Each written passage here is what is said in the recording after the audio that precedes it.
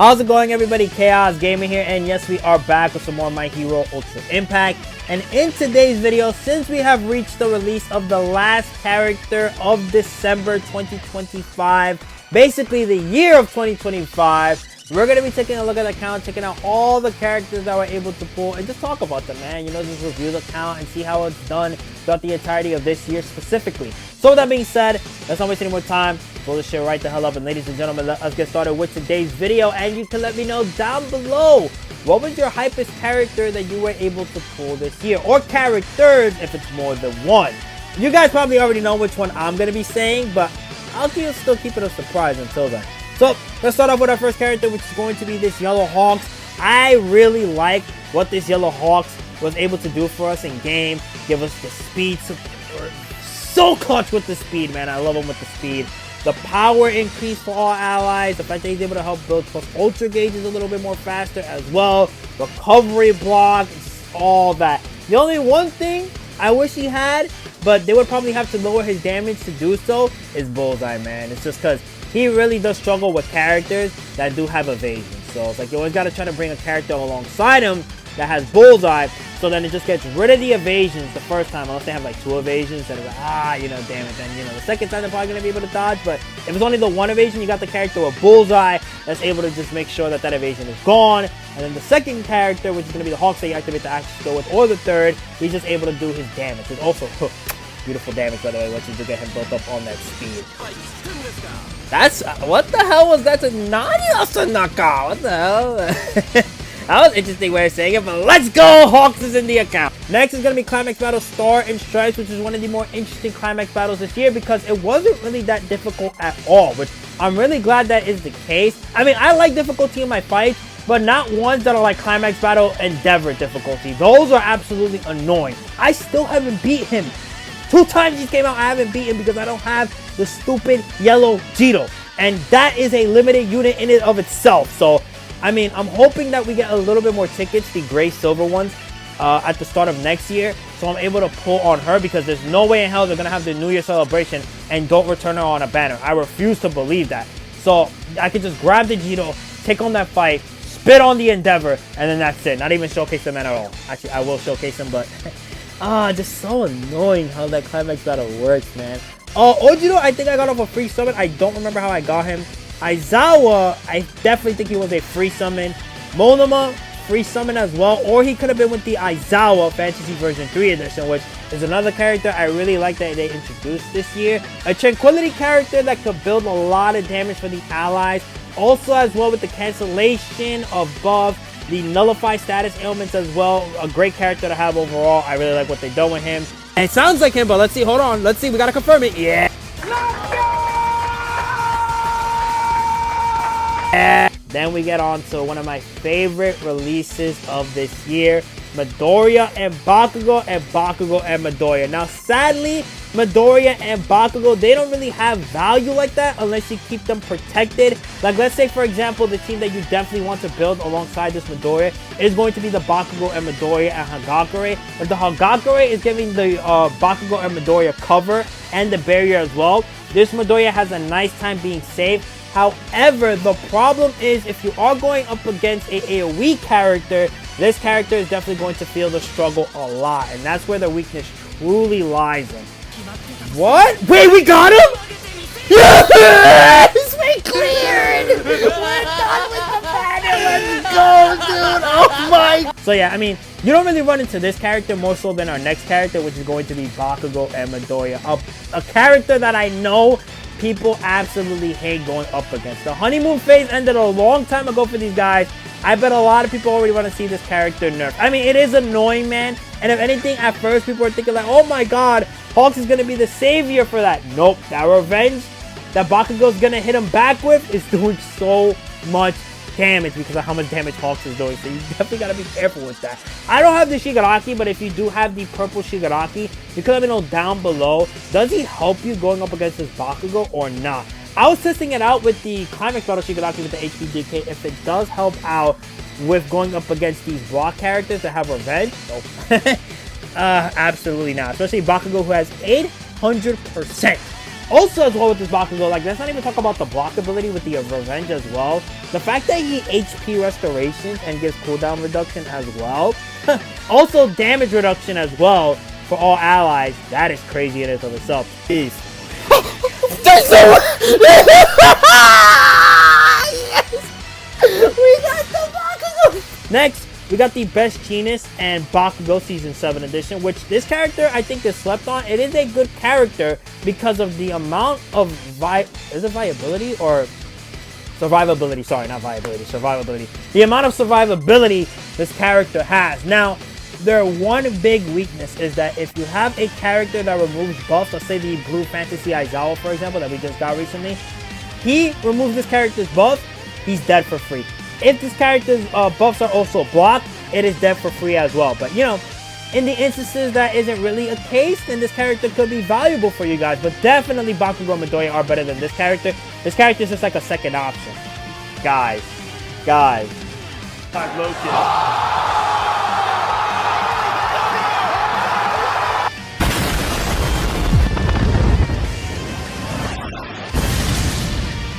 We finally got! Or a third option, if you have All Might. Another one of my favorite releases this year. This character is just absolutely insane. Oh my god. Even though he doesn't have much of a block HP compared to Bakugo, his 100% revenge damage that he does is just...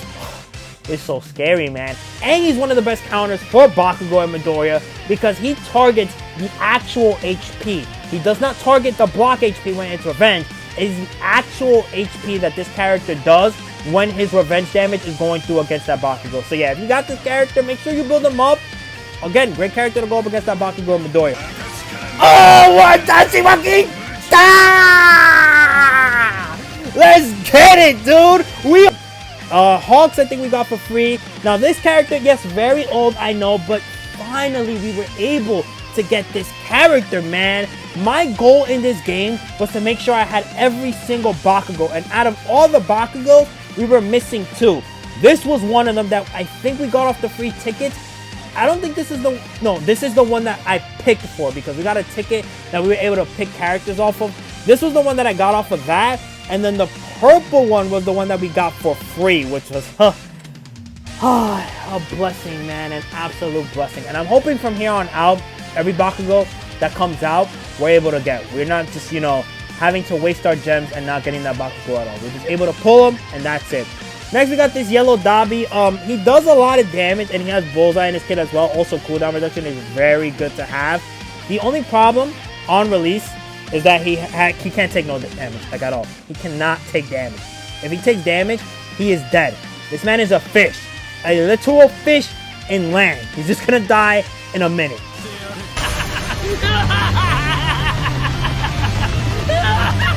Okay, let's get it. We got him. So we got Giulio, which was interesting that they were able to bring another movie 4 character out.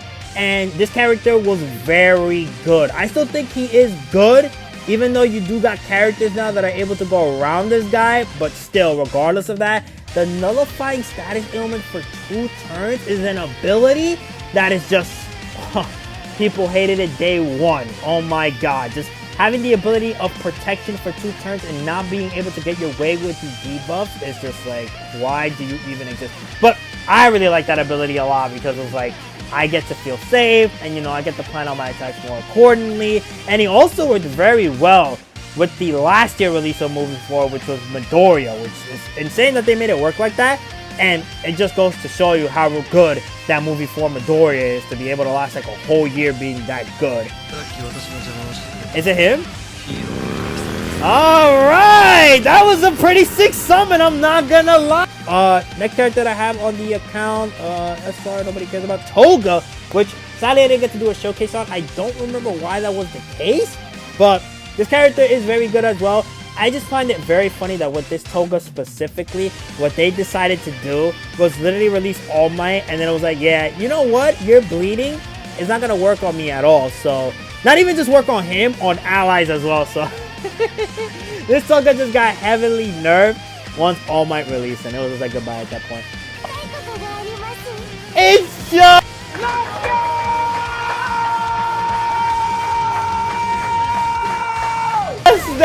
Easy. Blue Hawks, I don't remember how I got him. Fantasy version 3 Endeavor. A interesting character for sure. I think now, I mean, he's valuable in certain instances. It's just that he's like Yellow Dabi. He's weak, man. He cannot take damage at all. Oh my god, it's insane. I think the best team that you definitely want to pair up with this character is going to be like Hawks, and then Bakugo and Midoriya, or a Hagakure that also helps this character, because good luck, man, trying to make this character live. As we guys seen through 2 to 3 videos now with this Endeavor, he's just getting killed.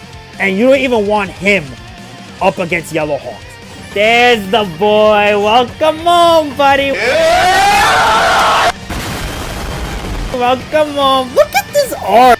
We got this Aizawa that sadly I haven't been able to build up yet. I don't remember when we got him. It could have been when Jiro came out, or a free summon that came out as well. But it's just been that characters released, and it's very hard to try to build up characters with the whole stamina thing, because of just how bad it is to try to get, like, you know, your character all the way maxed out, man. It's just tough. It's tough right now. I mean, even though they did fix that with the whole implementation of changing how rank rewards are, also adding the orbs in the shop as well, but still, I'd rather save those orbs for a new character more so than an old character. I mean, who's still good. He is still good. But still, I'd rather just focus on a new character than an old character. You don't gotta follow that philosophy with, like, me. Like, if you want to max this character, I'll go right ahead, because at the end of the day, you know, I'm a content creator. I'm focusing more so on the new characters and the old characters. So that's why it goes for me that way, that I normally do things with these newer characters versus older characters. Next, we got Jiro. A good character for sure, especially going up against Climax Battle, Star and Stripes. Should have used her a lot more, I'm not gonna lie, but I don't know. Just something about using Momo, it's just, it feels more safe for me. Even though the Jiro has a great utility when it comes to making sure that your status ailments are reduced by turns. So, like, let's say you get stunned by an opponent for 2 turns, you know, it's only gonna go down to 1 turn, or it just goes away right away, and then, you know, you're just back in the fray of fighting. Also with the plus ultra gauge support as well, giving an ally ability for last stand, all that good stuff. But for me, also, what held me back on this character is just the fact that she didn't have cooldown time reduction on her plus ultra, which you can fix on the support memory as well, but still, I like to have it on a character that does have a plus ultra. Wow! If you say nice things to people, you receive the niceness back. We got the Tito character. Fantasy version 3 Uraka. I mean, I don't know about this character, man. I mean, she has interesting stuff in her kit. It's just that she really didn't have anything that made me to where, like, yeah, I definitely want to run her for sure. But again, great design and everything with this character. First multi? Uraka fans, you are my brethren. Let's get it, bro. Thank you. Next, we got Present Mic, a good character on release, just with the debuffs that he was able to have. But I think once Giulio came out, it was like at that point, you know, I don't really want to run this Present Mic anymore. Like, you know, also he is very frail as well. That is another thing with this character as well. But yeah, once Giulio came out, it was like, I'm dropping this guy and that's it. We got Climax Battle Shigaraki, which I would say with his Climax Battle, I think it's like the other Climax Battles where it is very annoying if you don't have a character that have vulnerability like Midoriya or Lady Nagant, the green one as well. Which, fun fact, I did forget that Lady Nagant did introduce vulnerability. It wasn't the 4th anniversary Midoriya, it was her. So pretty interesting on that. But now we move on to the 4th anniversary, which I think is a controversy on these characters that did release.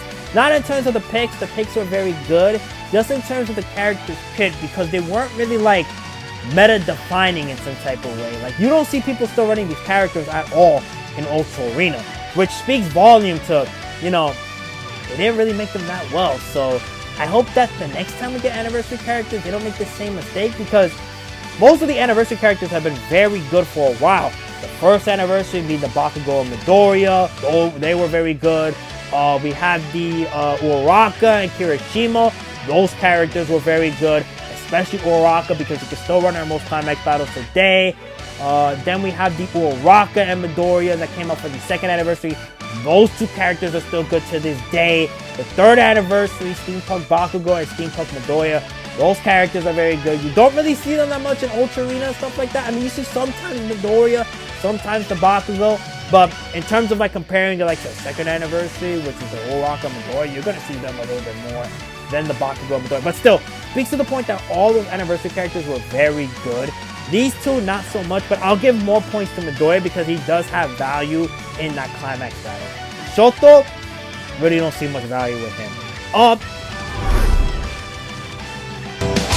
Oh my god, this is one of them, right? I hear Midoriya. Yes! Let's get it finally!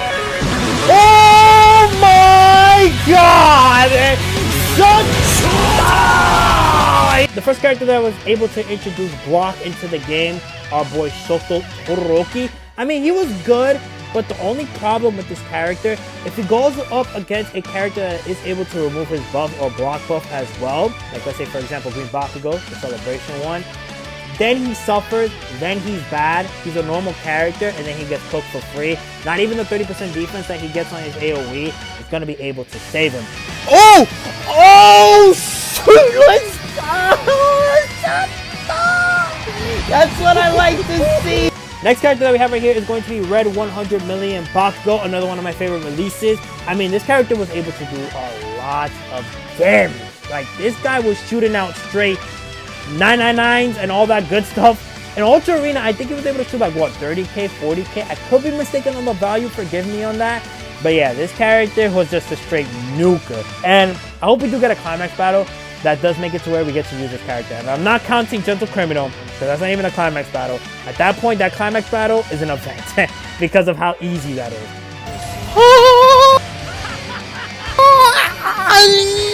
Yes!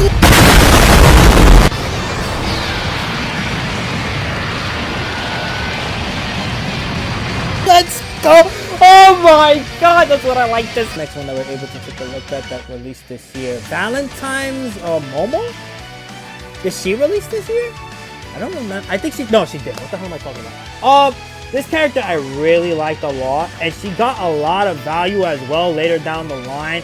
It's just the fact with the charm effect, it's just so good to have, man. Because making it to where your opponents don't normal attack, it helps you out in a lot of instances.